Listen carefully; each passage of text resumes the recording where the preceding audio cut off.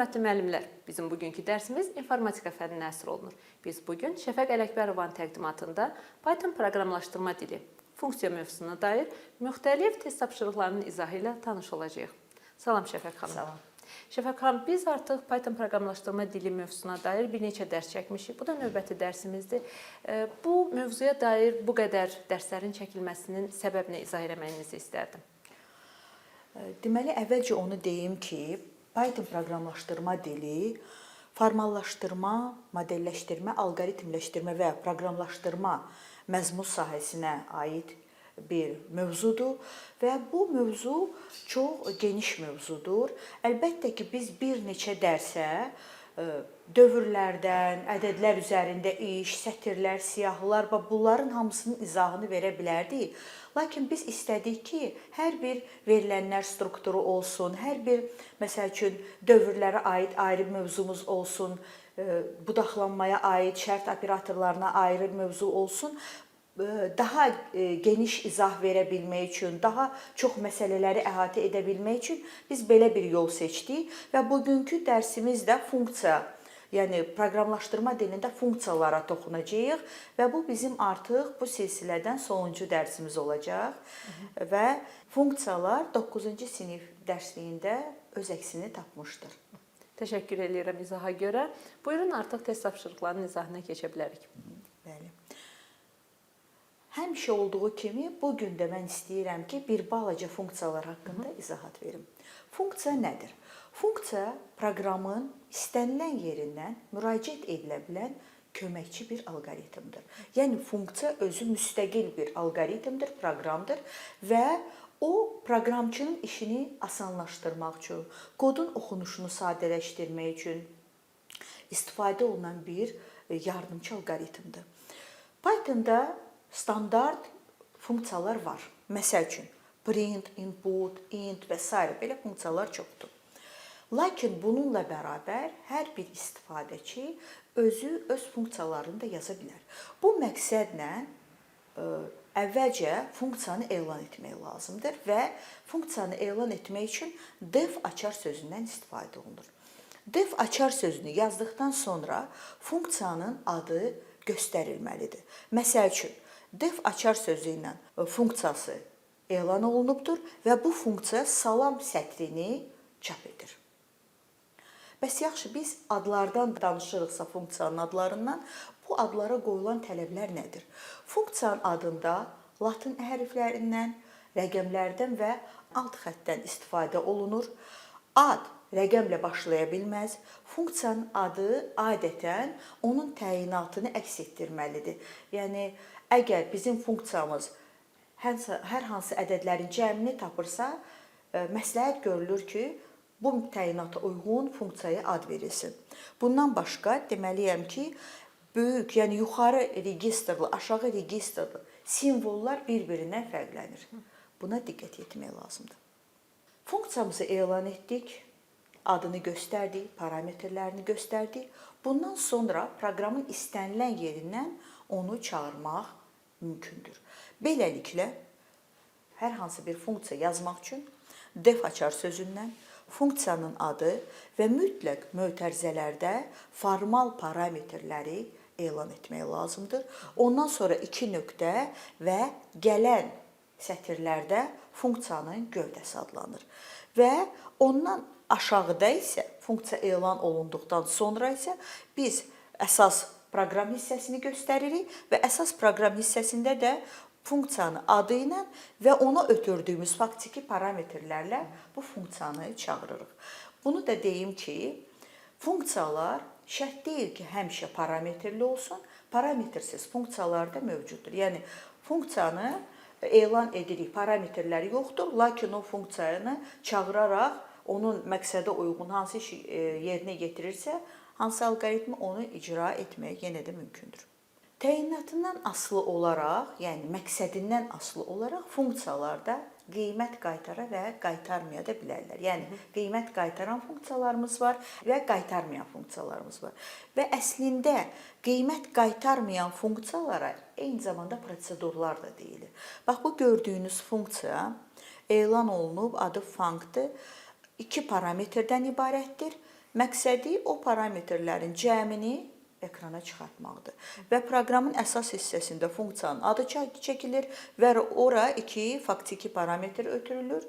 Ondan sonra funksiya özü bu parametrlərin cəmini çap edəcək. Bu cürə yazılışda göstərilən funksiyalar qiymət qaytarmayan funksiyalardır və dediyim kimi prosedur da adlanır. Digər nümunəmizdə isə yenə də funksiyamızın adı funcdır, bir parametrdən ibarətdir və gördüyünüz əməlləri yerinə yetirir. Amma bu funksiya return açan sözünün köməyi ilə çağırıldığı yerə qiymət qaytarır. Yəni B və A kəmiyyətlərinin cəmini qaytarır. Və gördüyünüz kimi funksiya çağırılıb bu hissədən 9 faktiki parametri ilə A-nın yerinə 9-u qoyur, B-ni tapır, sonra B ilə A-nın cəmini onu çağırdığımız yerə qaytarır və o mənimsədilir C dəyişəninə və sonra C dəyişəni çap olunur. Bax, bu şəkildə yazılan funksiyalarda qiymət qaytaran funksiyalar adlanır. İndi isə keçək test tapşırıqlarımıza. Birinci test tapşırığımızın şərtini oxuyuram. Yazılır ki, klaviaturadan girişə 5 daxil edilərsə, proqramın nəticəsini müəyyən edin. Əvvəlcə mən bu proqramda funksiya və əsas proqram hansı hissələrdədir, onu nümayiş etdirmək istəyirəm. Gördüyünüz, bax, bu 3 sətir funksiyaya aiddir. Sonraki 3 sətir isə əsas proqramdır. Proqramı işə salanda əvvəlcə funksiyanın adı və onun neçə parametri var, bunlar yadda qalır. Funksiya yalnız o halda işə düşür ki, onu əsas proqramdan çağırsınlar. Əsas proqramda baxırıq funksiyanı harda çağırmışıq? İkinci sətirdə. Funksiyanı 2 parametrlə çağırmışıq. Və dediyimiz kimi bu 5 həqiqi tiplidir və A dəyişəninə mənimsədilir. Sonra isə funksiyanı çağırırıq, ora həqiqi tipli 5-i və onun 2 mislini göndəririk. Gəlin baxaq, onda nə olur? X-da ötürdüyümüzə görə, X-da müvafiq olaraq 5.0, Y-də isə 10.0 qiymətləri artıq var. Sonra funksiyanı çağırdığımıza görə artıq onun gövdəsinə daxil ola bilirik və burada A-nın qiymətini alırıq, onların hasilidir. Daha sonra onu çağıran yerə qaytardığımızı isə həmin bu qiymətin 5 mislinin tam tipidir. Yəni bizim çap etdiyimiz 250 tam tipli ədəd, sonraki sətirdə isə A-nı çap edirik, o da həqiqi tipli ədəddir, 5.0 olur. Və beləliklə də bizim tapşırığımızın cavabı 250, növbəti sətirdə isə 5.0 olur. B bəndi. Növbəti tapşırığımıza baxaq. Proqramın icrası zamanı klaviaturadan 9 daxil edilərsə, çıxışa neçə ədəd informatika sətri veriləcəyini müəyyən edin. Gördüyünüz kimi, yenə də bizim funksiya hissəmiz buradır. Aşağıdakı sətirlər isə proqramın əsas hissəsidir. Funksiyamız pro adını daşıyır və parametrsizdir. İşi informatika sözünü çap etməkdir. Baxaq görək biz funksiyanı neçə dəfə çağırırıq. Gördüyünüz kimi funksiya dövrün gövdəsində çağırılır. Amma bir şərt var. Gəlin baxaq görək dövrün gövdəsində i-nin dövr dəyişəninin aldığı qiymətlər hansılardır? Dövr dəyişəni 0-dan 9-a qədər, çünki 9 daxil edilib, bax, aldığı qiymətləri görürsünüz. Lakin funksiya yalnız və yalnız həmin o dövr dəyişəninin 3-ə tam bölünən qiymətlərində çağırılacaq. Və 0, 8 daxil olmaqla bu ədədlər arasında 3-ə tam bölünən yalnız 0, 3 və 6-dır. O deməkdir ki, bizim funksiya 3 dəfə çağırılacaq. 3 dəfə çağırıldığına görə də informatika sözü 3 dəfə çap olunacaq. Deməli, məsələmizin cavabı 3-dür. Növbəti tapşırığımıza baxırıq. Klaviaturada 2 boşluq, 4 boşluq, 7 boşluq 3, boşluq 9 daxil edilərsə, ekrana çıxarılacaq nəticəni müəyyən edin. Yenə də funksiyamıza baxaq. Gördüyünüz kimi funksiyamızın adı S-dir. Bir parametrlidir və bu funksiyanı hardan çağırırıq? Fikir verirsinizsə, funksiya elə birinci sətirdən çağırılır və funksiyanın istəyirəm ki, çağırılan zaman ötürülən arqumentinə baxaq, yəni faktiki parametrə baxaq. Burada funksiyaya biz nə ötürürük? Daxil etdiyimiz, bax bu sətir, split metodunun köməyi ilə sətri siyahıya çevirir. Yəni, boşluqlarla ayrılmış simvollardan ibarət siyahı olur. Lakin bu siyahının elementlərinin hər biri sətir tipidir. Deməli, biz S funksiyasını çağırırıq və ora bu siyahını ötürürük. İndi baxırıq ki, funksiyamız nə iş görür? Funksiya bu siyahını qəbul edir və onun hər bir elementini tam tipli ədədə çevirir. Yəni, funksiya mənə yenidən siyahı qaytarır. Daha doğrusu, funksiya çağırıldığı yerə yenidən siyahı qaytarır. Lakin bu dəfə o siyahının elementləri tam tipli ədəd olur. Yəni, LS-də bizim, bax o gördüyünüz siyahı var.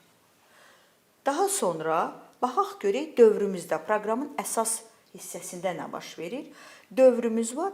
Dövrün gövdəsində isə biz siyahı elementlərinə birbaşa müraciət edirik və onların cəmini tapırıq. Deməli, biz əslində dövrdə siyahımızın elementlərinin cəmini tapırıq və 2, 4, 7, 3, 9-un da cəmi bizə verəcək 25. Deməli, bu test tapşırığımızın cavabı D bəndi 25-dir. Növbəti tapşırığımıza baxırıq. Yenə də girişə 12 probel çıx 6 daxil edilərsə. Bu bir sətirdir. Nədən bilirəm? Çünki orada yazılıb input. Daxil edilərsə proqramın nəticəsini müəyyən edin. Burada gördüyünüz kimi iki funksiyamız var. Funksiyanın birinin adı toplama, 2 parametri var. Nə iş görür? Parametrlərin kvadratlarının cəmini qaytaracaq. İkinci funksiyamızın adı vurmadır. Yenə bu iki parametri qəbul edir. İşi bu parametrlərin hasilini qaytarmaqdır. İndi gəlin baxaq görək, biz funksiyanı harda çağırırıq və bu zaman nə baş verir?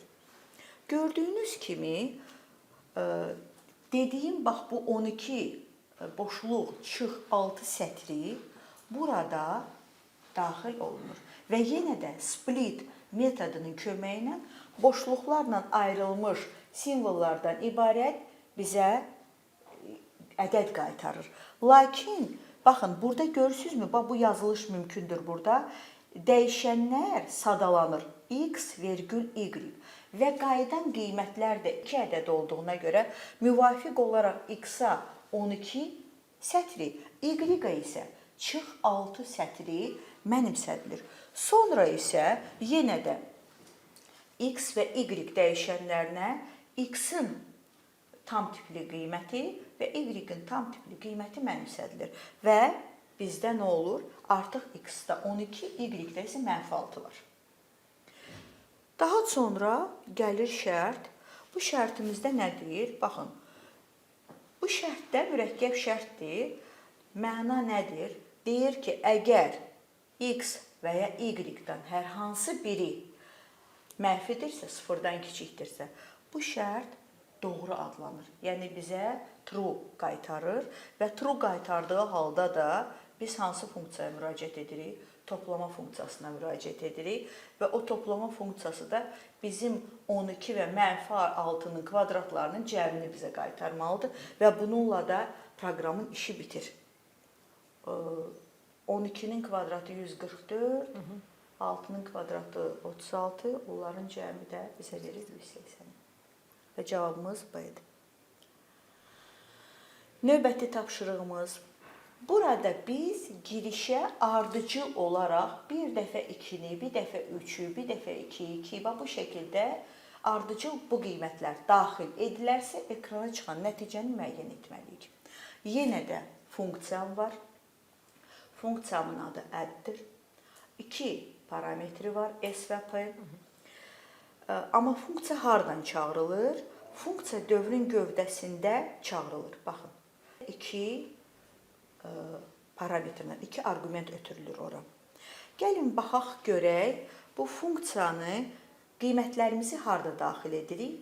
Dövrün daxilində 8 dəfə dövrümüzün gövdəsi icra olunacaq və hər dəfəsində bax, bu qiymətləri alacaq.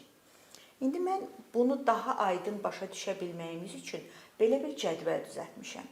Baxın, birinci iterasiyada bizim ls ötürülür, fikir verirsə funksiyaya və lm dəyişənimiz ötürülür. Daha doğrusu lm'in qiyməti ötürülür. Baxın, ls nədir? Boş sətirdir.